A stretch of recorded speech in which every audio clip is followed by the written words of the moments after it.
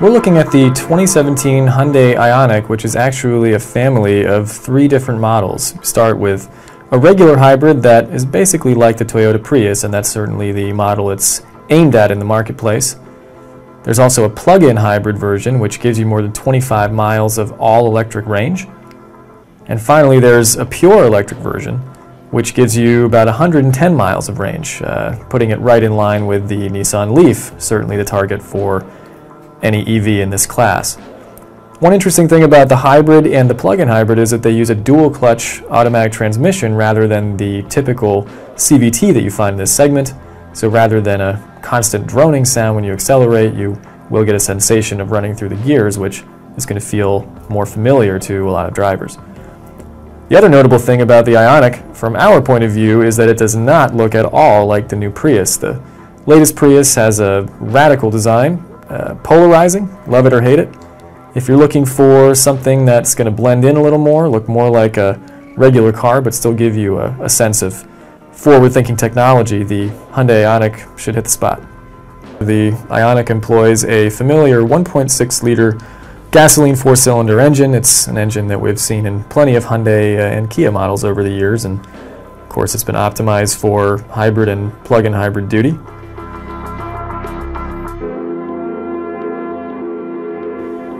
Stepping inside the 2017 Hyundai Ioniq, the overall look is, again, conventional, much like the exterior. So if you're looking to get hybrid, plug-in hybrid, or electric functionality in a more standard looking and feeling package, the Ioniq is going to be right up your alley. Settling down into the driver's seat, we see Hyundai's standard infotainment screen in the center. But what's really notable here is what you find behind the steering wheel. It's a fully digital TFT instrument display, and that gauge actually changes both color and appearance depending on what driving mode you're in, so that's pretty cool. There again is Hyundai's touchscreen, one of the better ones at this price point. We have no complaints about that. And your standard technology hookups as well, USB, aux, and that's actually a wireless charging port down there if your phone is so equipped.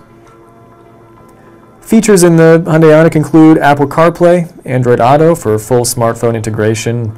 Also get driver memory settings and heated front seats. So there's some nice luxury touches in this economy-sized hatchback.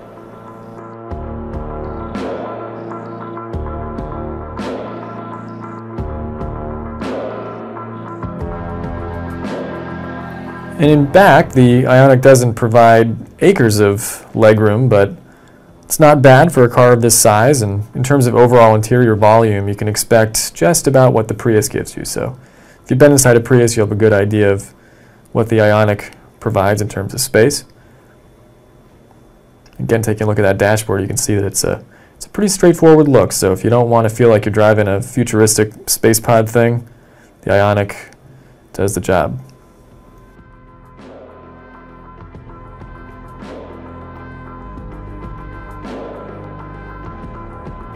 Flip up the trunk lid of the Ioniq hatchback and you've got a pretty small cargo area. You know, the battery pack back there cuts into cargo space, and the Ioniq is no different from other hybrids and EVs in this regard. But flip down those seats, you have 26.5 cubic feet of cargo room. That doesn't sound like much, but keep in mind that it's a lot more than even the largest sedan provides in its trunk, and also that's a pretty handy shape for loading longer items.